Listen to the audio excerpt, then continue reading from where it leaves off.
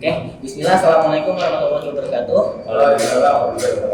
Jadi pada kesempatan kali ini kami dari kelompok Basreng ingin melaksanakan sebuah presentasi sekaligus wawancara dengan kelompok Piscok. Oke, bisa diperkenalkan dulu. Pertama, nama saya Ahmad Yusuf Arafi. Di sini ada Arya, lalu ada Irfan Zidni, lalu ada Hasyar. Boleh perkenalan dulu? Ya, nama saya Ichiro dan ini saya Giri. Oke, pertama akan dimulai dengan kelompok saya dulu yang akan melaksanakan presentasi terkait dengan inovasi yang kami buat. Pertama, kami punya inovasi di mana kami mengupgrade parkiran di TWLT yang itu ada palang RFID kan. Nah, itu kami upgrade dengan menambahkan adanya counter dari kuota motor yang masuk. Tujuannya apa? Agar kita bisa membatasi berapa motor yang masuk ke dalam parkiran sehingga tidak menyebabkan bertumpuknya dan ketidakrapihan pada parkiran. Yang kedua, kami memiliki inovasi di mana kami ingin menambahkan fitur smart parkir pada aplikasi MyTelu. Yang mana bisa dilihat di sini. Ini adalah ruang buka dari fitur yang ingin kami buat.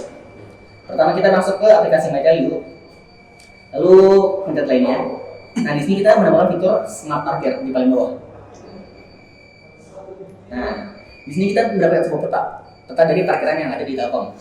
Nah kalau misalnya kita mau tahu nih, kan ada warna biru berarti parkiran tersebut kosong, masih ada ruang dan kuota dari kita bisa parkir. Kalau merah sudah penuh. Nah tujuannya untuk apa? Biar mahasiswa dari luar Telkom kalau pas masuk ke Telkom bisa langsung menandai parkiran mana yang dimana mereka tuh bisa parkir. Jadi mempercepat juga pencarian tempat parkir. Kedua, biar bisa tahu mana yang kosong, mana yang penuh. Kalau misalnya kita mencet di sini, ini update-nya. Jadi misalnya laptop keluar penuh. Kalau misalnya kita mencet di bagian yang biru, dia bakal masih ada kuota berapa yang tersisa. Seperti itu. Itu Apa? warna hijau dan warna Warna hijau itu ada tulisan available, parkir available, tersedia. Jadi kalau misalnya terwarna ungu berarti dia tulisannya full. Oke, seperti itu. Mungkin bisa ada pertanyaan? Nah, saya ingin bertanya kemungkinan dua. Jadi yang pertama, di sini kan tentang elektronika. Dan elektronika itu pasti tidak luput atau tidak lepas dari yang namanya sistem error ataupun kegagalan sistem. Nah, gimana mengatasi kalau misalnya sebenarnya dalam datanya sebenarnya parkiran itu kosong, tapi data dari aplikasi itu membaca bahwa parkiran itu penuh. Nah, maka dari itu kami juga merencanakan adanya seorang semacam satpam, tapi dia tidak hanya berjaga di gerbang, tapi dia juga melakukan pertama maintenance system, di mana dia akan memastikan apakah yang di aplikasi itu sama dengan yang ada di parkiran. Lalu kedua, kalau misalnya terjadi sebuah error, dia harus dengan cepat mengkontak teknisi untuk memperbaikinya. Seperti itu. Kalau begitu apa ya? Secara tersier berarti menambah beban untuk dari satpam sendiri, beban gitu. Oke, jadi gini. Pertama coba saya tanya, apakah di parkiran TWLT ada satpam? Ada, kan ada di sini. Ada yang menjaga pesawat bisa itu. Sekarang tugasnya apa? Tugas satpam yang menjaga itu? Dia lebih menjaga keparkiran, bukan untuk tata tertib di lalu lintas di Telkom. Nah, gitu kan. Tugas ini di parkiran ya kan? Iya. Maka dari itu, kalau misalnya dia ngecek ada kesalahan di sistem, bukan dia benerin, tapi dia ngontak ke teknisinya.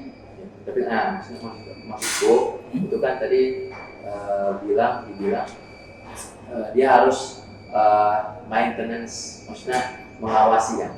Berarti dia bisa dibilang jadinya tugasnya kalau misalnya bukan satpam parkir gitu, misalnya satpam yang menjaga lalu lintas itu disuruh maintenance itu, berarti kan tugasnya akan menjadi dua itu. Oh, bukan. Yang tugas di parkir yang satpam parkir, bukan yang satpam yang patrol itu. Oke. Lagi? Selanjutnya kali gimana jika kondisi Lampu. Oke. Ini salah satu juga sih. Kita masih belum kepikiran kalau misalnya mati lampu. Mungkin kedepannya bisa kita tambahkan dengan ada panel surya dan semacamnya. Tapi untuk saat ini kami baru sebatas ini saja. Oke. 5 menit sudah berlalu. Lanjut ke kelompok Anda.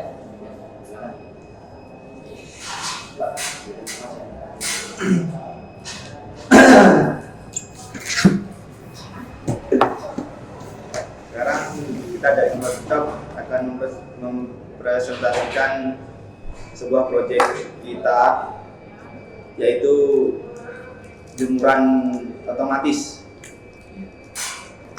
Bagaimana?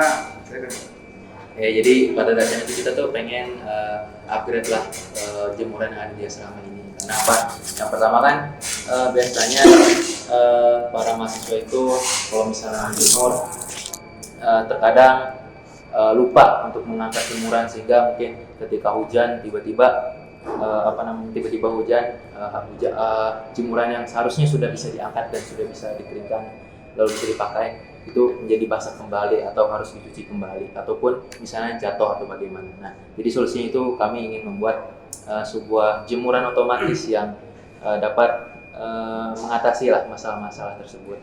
Nah, jadi kalau misalnya dipraktekkan itu sistemnya itu diutamakan pada sensor hujan. Jadi ketika sensor membaca sebuah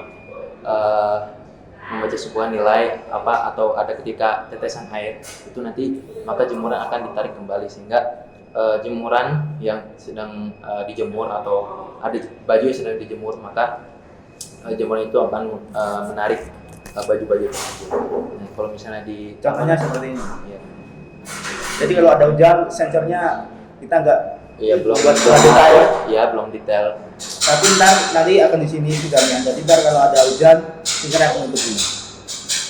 Ya, Ini seperti itu. ya. Nah, itu juga kami menambah inovasinya itu untuk mengatasi masalah kelistrikan seperti mati lampu. Contohnya itu kami akan menambahkan itu solar panel. Jadi ketika siang itu akan mengisi daya untuk disimpan dan digunakan pada seperti saat mati lampu ataupun memang ingin menggunakan pasokan dari panel surya tersebut.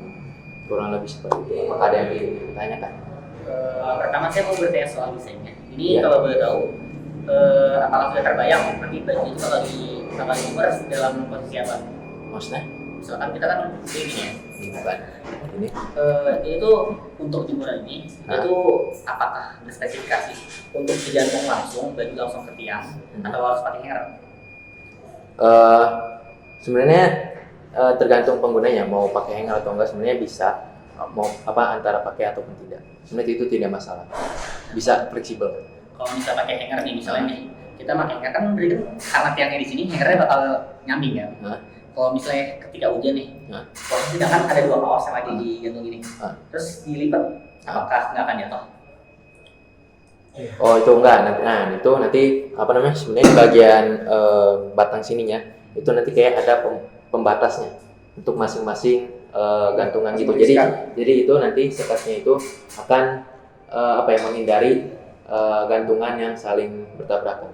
Jadi kayak selang-seling ini, misalnya satu nanti di sini satu lagi. Jadi nggak bertabrakan, satu di sini satu dari. Nggak segaris. Iya.